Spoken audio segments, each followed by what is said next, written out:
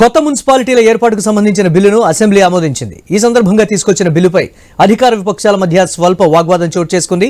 కొత్త మున్సిపాలిటీలు ఏర్పాటు చేస్తున్న ప్రభుత్వం తగిన సిబ్బందిని నియమిస్తుందా అని హరీష్ రావు ప్రశ్నించారు. ఇప్పటికే మున్సిపాలిటీల్లో సిబ్బంది లేరన్నారు. మున్సిపాలిటీల్లో కమిషనర్లు కూడా లేరని తెలిపారు. నిధులు ఇవ్వకపోతే మున్సిపాలిటీలు ఎలా నడుస్తాయని హరీష్ రావు నిలదీశారు. 22 నెలలైంది ప్రభుత్వం వచ్చి. పరిస్థితి ఏంటంటే ఎన్ని మున్సిపాలిటీలు ఏర్పాటు చేశామన్నది ముఖ్యం కాదు. అసలు మున్సిపాలిటీలకు ఏమైనా నిధులు ఇస్తున్నారా లేదా? ఈ రోజు మున్సిపాలిటీల పరిస్థితి ఇక్కడ అందరూ ఆల్మోస్ట్ చాలా మంది ఎమ్మెల్యేలు మున్సిపాలిటీలు ఉన్నటువంటి వాళ్ళే ఉన్నారు. నేను నా సిద్దిపేట దగ్గర కూడా మున్సిపాలిటీ ఉంది. దాదాపు 1,20,000 ఓట్లు ఉంటాయి. పరిస్థితి ఏంటంటే ఫాగింగ్ కు కూడా డబ్బులు లేని పరిస్థితి వచ్చింది అధ్యక్ష. గతంలో బీఆర్ఎస్ ప్రభుత్వం ఉన్నప్పుడు నెల పట్టణ ప్రగతి కింద ప్రతి నెల కూడా మున్సిపాలిటీలకు డబ్బులు ఇచ్చేవాళ్ళం. కానీ ఈ ప్రభుత్వం వచ్చిన తర్వాత పట్టణ ప్రగతి నిధులు ₹1 కూడా ఇవ్వడం లేదు. ఎన్నికలు జరగలేదని అటు ఫైనాన్స్ కమిషన్ డబ్బులు రావడం లేదు. పైగా ఎల్ఆర్ఎస్ గతంలో మీరే మా మీద ఆరోపణలు చేశారు. బీఆర్ఎస్ ప్రభుత్వం పేదల నుండి డబ్బులు వసూలు చేస్తా ఉంది, రక్త మాంసాలు పిలుస్తా ఉన్నారు. కాంగ్రెస్ వస్తే ఉచితంగా ఎల్ఆర్ఎస్ చేస్తాం, ఫ్రీగా చేస్తాం. ఆ రోజేమో నో ఎల్ఆర్ఎస్ నో బీఆర్ఎస్ అన్నారు. కానీ ఇవాళ మాత్రం బరాబర్ పైసలు కట్టాల్సిందే అని ప్రజల దగ్గర వసూలు చేశారు. మరి ఇప్పుడు అదే ప్రజలు రేపేమంటారు? నో ఎల్ఆర్ఎస్ నో కాంగ్రెస్ అనే పరిస్థితి కూడా వస్తుంది. అయితే ఇక్కడ పాయింట్ ఏంటంటే నేను ఎల్ఆర్ఎస్ గురించి ఎందుకు తెచ్చానంటే, ఆ రోజు మా ప్రభుత్వం ఉన్నప్పుడే ఎల్ఆర్ఎస్ జీవో తెచ్చాం. ఆ జీవోలో చాలా స్పష్టంగా ఏం చెప్పినామంటే సర్టెన్ అమౌంట్ ఆఫ్ మనీ ఆ మున్సిపాలిటీ అభివృద్ధి కోసం కేటాయించడం జరుగుతుంది. సర్టెన్ అమౌంట్ ఆఫ్ మనీ ఆ అర్బన్ డెవలప్మెంట్ అథారిటీ అభివృద్ధి కోసం కేటాయించడం జరుగుతుంది. మరి ఎల్ఆర్ఎస్ మీద వచ్చిన డబ్బులు ఎన్ని, దాన్ని ఎప్పట్లోగా మున్సిపాలిటీలకు అందిస్తారు, ఆయా పట్టణాభివృద్ధి సంస్థలకు అందిస్తారో దయచేసి మంత్రి గారు చెప్పాలని నేను కోరుతా ఉన్నా. వచ్చిన డబ్బు ఎంత, వాటిని మున్సిపాలిటీలకు పట్టణ అభివృద్ధి సంస్థలకు ఎప్పట్లోకి ఇస్తారు? ఎందుకంటే ఒకవైపు మీరు పట్టణ ప్రగతి బంద్ చేసిండ్రు, ఫైనాన్స్ కమిషన్ కేంద్ర ప్రభుత్వం బంద్ చేసింది, రాష్ట్ర ప్రభుత్వం నుంచి నయా పైసా మున్సిపాలిటీలకు ఇవ్వడం లేదు. ₹1 లేకుండా మున్సిపాలిటీలు ఎలా కొనసాగాలి?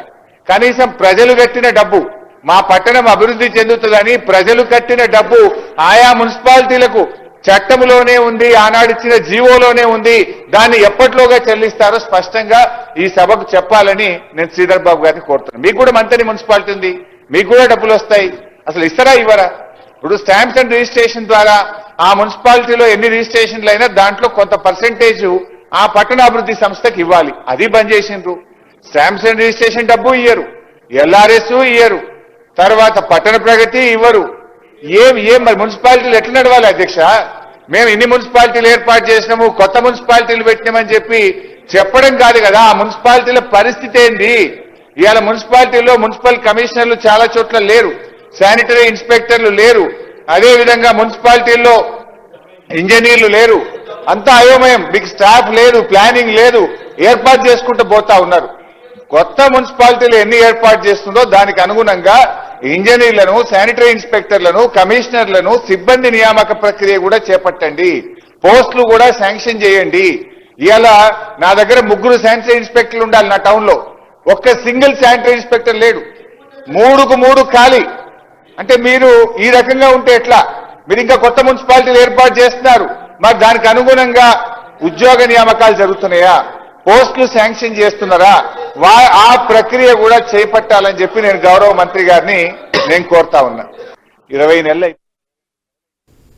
హరీష్ రావు విమర్శలకు మంత్రి శ్రీధర్ బాబు కౌంటర్ ఇస్తూ ప్రజలను, సభను తప్పుదోవ పట్టిస్తున్నారని ఆగ్రహం వ్యక్తం చేశారు. ఎక్కడా నిధులు ఇబ్బంది లేకుండా ఈ ప్రభుత్వం చర్యలు చేపడుతోందన్నారు. సార్ బిల్లు ఒకటి ఉంటే వారు వేరే విషయాలు మాట్లాడతారు. సార్ ప్రజలను, సభను ప్రక్కదారి పట్టించే కార్యక్రమం చేస్తారు వారికున్న అనుభవం ద్వారా. ఈ రోజు మేము చెప్తా ఉన్నాం అధ్యక్ష, అన్ని విషయాల విషయంలో మొదటి నుంచి అభివృద్ధి, ఎల్ఆర్ఎస్ కు సంబంధించి, ఎస్డిఎఫ్ కు సంబంధించి, టీయూఎఫ్ ఐడిసికి సంబంధించిన అన్ని అంశాలు లేవనెత్తారు అధ్యక్ష. నేను ఇంత పూర్వకం కూడా చెప్పాం, ఇది ఒక షార్ట్ నోటీస్ ద్వారా రండి, అవకాశం ఇచ్చినప్పుడు రండి, మాట్లాడదాం, చర్చకు సిద్ధం. మేము ఈ రోజు మున్సిపాలిటీస్, కార్పొరేషన్ కు సంబంధించిన అభివృద్ధి విషయంలో ఎక్కడా కూడా నిధుల పరంగా ఇబ్బంది లేకుండా కనీస అవసరాలు తీర్చే ఓ కార్యాచరణ తీసుకొని ఆనాడు మీరు ఇచ్చిపోయారు.